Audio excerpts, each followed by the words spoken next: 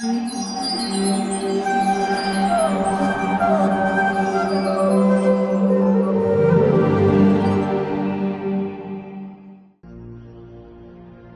2, Contents of the Gita Summarized. Sanjaya said, seeing Arjuna full of compassion, his mind depressed, his eyes full of tears, Madhusudana, Krishna, spoke the following words. The Supreme Personality of Godhead said, My dear Arjuna, how have these impurities come upon you? They are not at all befitting a man who knows the value of life. They lead not to higher planets, but to infamy. O son of Pritha, do not yield to this degrading impotence. It does not become you. Give up such petty weakness of heart, and arise, O chastiser of the enemy. Arjuna said, O killer of enemies, O killer of Madhu, how can I counterattack with arrows in battle men like Bhishma and Drona, who are worthy of my worship? It would be better to live in this world by begging than to live at the cost of the lives of great souls who are my teachers. Even though desiring worldly gain, they are superiors. If they are killed, everything we enjoy will be tainted with blood. Nor do we know which is better, conquering them or being conquered by them. If we killed the sons of Dhritarashtra, we should not care to live, yet they are now standing before us on the battlefield. Now I am confused about my duty, and have lost all composure because of miserly weakness. In this condition, I am asking you to tell me for certain what is best for me. Now I am your disciple, and a soul surrendered unto you. Please instruct me. I can find no means to drive away this grief which is drying up my senses. I will not be able to dispel it, even if I win a prosperous, unrivaled kingdom on earth, with sovereignty like the demigods in heaven. Sanjaya said, having spoken thus, Arjuna, chastiser of enemies, told Krishna, Govinda, I shall not fight, and fell silent. O descendant of Bharata, at that time Krishna, smiling in the midst of both armies, spoke the following words to the grief-stricken Arjuna. The Supreme Personality of Godhead said, While speaking learned words, you are mourning for what is not worthy of grief. Those who are wise lament neither for the living nor for the dead. Never was there a time when I did not exist, nor you, nor all these kings, nor in the future shall any of us cease to be. As the embodied soul continually passes in this body from boyhood to youth to old age, the soul similarly passes into another body at death. The sober person is not bewildered by such a change. O son of Kunti, the non-permanent appearance of happiness and distress, and their disappearance in due course, are like the appearance and disappearance of the winter and summer seasons. They arise from sense perception, O scion of Bharata, and one must learn to tolerate them without being disturbed. O best among men, Arjuna, the person who is not disturbed by happiness and distress, and is steady in both, is certainly eligible for liberation. Those who are seers of the truth have concluded that of the non-existent, the material body, there is no endurance, and of the eternal, the soul, there is no change. This they have concluded by studying the nature of both. That which pervades the entire body you should know to be indestructible. No one is able to destroy that imperishable soul. The material body of the indestructible, immeasurable, and eternal living entity is sure to come to an end. Therefore fight, O descendant of Bharata. Neither he who thinks the living entity the slayer, nor he who thinks it the slain is in knowledge. For the self slays not, nor is slain. For the soul, there is neither birth nor death at any time. He has not come into being, does not come into being, and will not come into being. He is unborn, eternal, ever-existing, and primeval. He is not slain when the body is slain. O Partha, how can a person who knows that the soul is indestructible, eternal, unborn, and immutable kill anyone or cause anyone to kill? As a person puts on new garments, giving up old ones, the soul similarly accepts new material bodies, giving up the old and useless ones. The soul can never be cut into pieces by any weapon, nor burned by fire, nor moistened by water, nor withered by the wind. This individual soul is unbreakable and insoluble, and can be neither burned nor dried. He is everlasting, present everywhere, unchangeable, immovable, and eternally the same. It is said that the soul is invisible, inconceivable, and immutable. Knowing this, you should not grieve for the body. If, however, you think the soul, or the symptoms of life, is always born and dies forever, you still have no reason to lament, O mighty armed. One who has taken his birth is sure to die, and after death one is sure to take birth again. Therefore, in the unavoidable discharge of your duty, you should not lament. All created beings are unmanifest in their beginning, manifest in their interim state, and unmanifest again when annihilated. So what need is there for lamentation? Some look on the soul as amazing, some describe him as amazing, and some hear of him as amazing, while others, even after hearing about him, cannot understand him at all. O descendant of Bharata, he who dwells in the body can never be slain. Therefore, you need not grieve for any living being.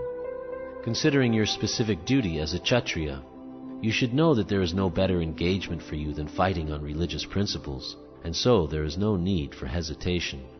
O Partha, happy are the Kshatriyas to whom such fighting opportunities come unsought, opening for them the doors of the heavenly planets.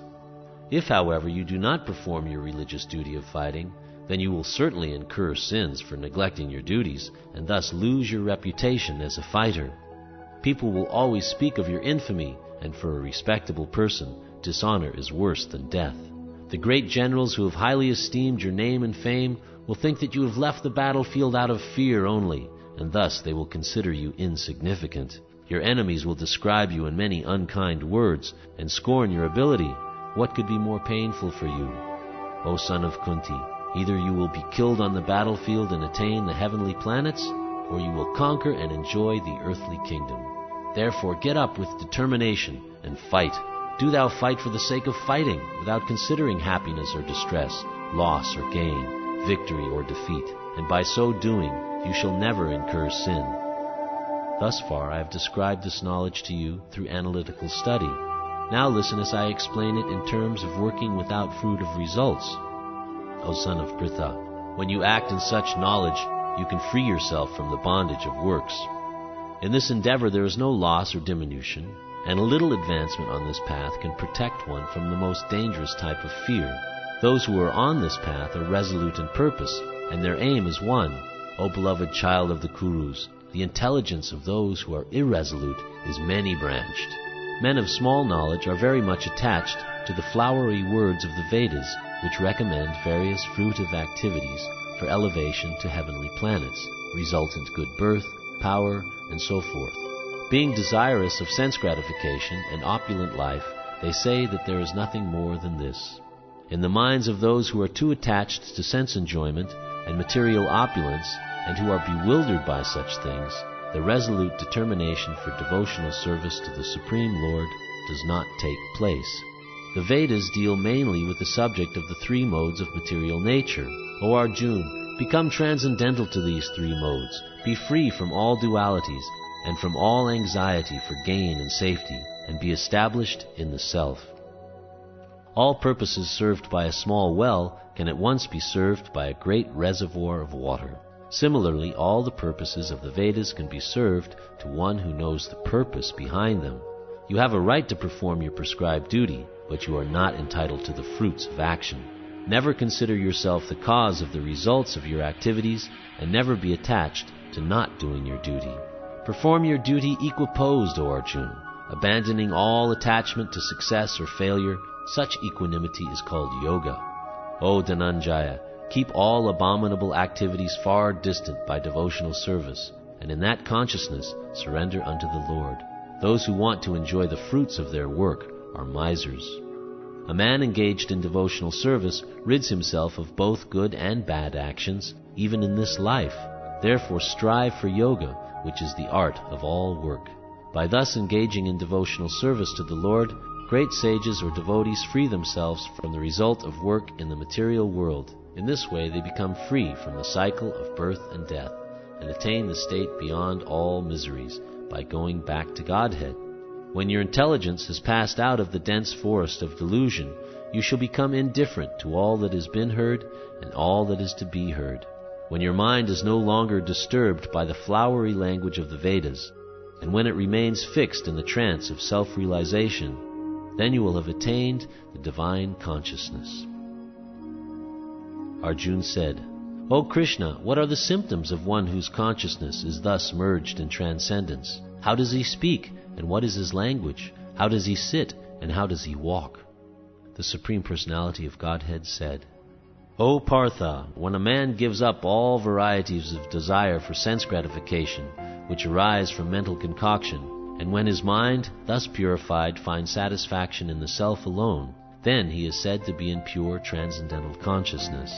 One who is not disturbed in mind even amidst the threefold miseries, or elated when there is happiness, and who is free from attachment, fear, and anger, is called a sage of steady mind. In the material world, one who is unaffected by whatever good or evil he may obtain, neither praising it nor despising it, is firmly fixed in perfect knowledge. One who is able to withdraw his senses from sense objects, as the tortoise draws its limbs within the shell, is firmly fixed in perfect consciousness.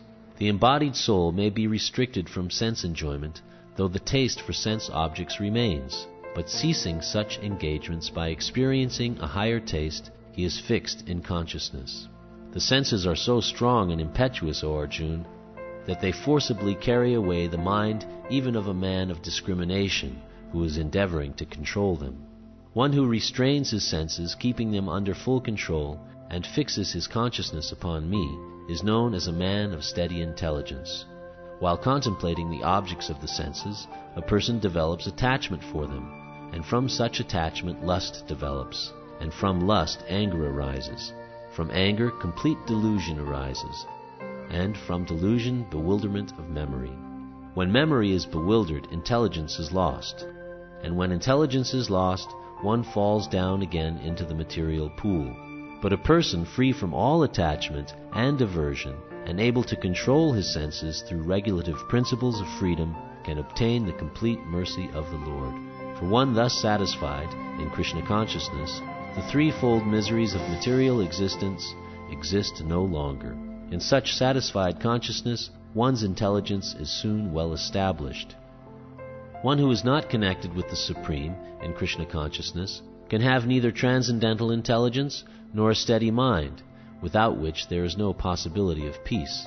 And how can there be any happiness without peace? As a strong wind sweeps away a boat on the water, even one of the roaming senses on which the mind focuses can carry away a man's intelligence. Therefore, O mighty armed, one whose senses are restrained from their objects is certainly of steady intelligence. What is night for all beings is the time of awakening for the self-controlled, and the time of awakening for all beings is night for the introspective sage. A person who is not disturbed by the incessant flow of desires that enter like rivers into the ocean, which is ever being filled but is always still, can alone achieve peace, and not the man who strives to satisfy such desires. A person who has given up all desires for sense gratification, who lives free from desires, who has given up all sense of proprietorship and is devoid of false ego, he alone can attain real peace. That is the way of spiritual and godly life, after attaining which a man is not bewildered. If one is thus situated, even at the hour of death, one can enter into the kingdom of God.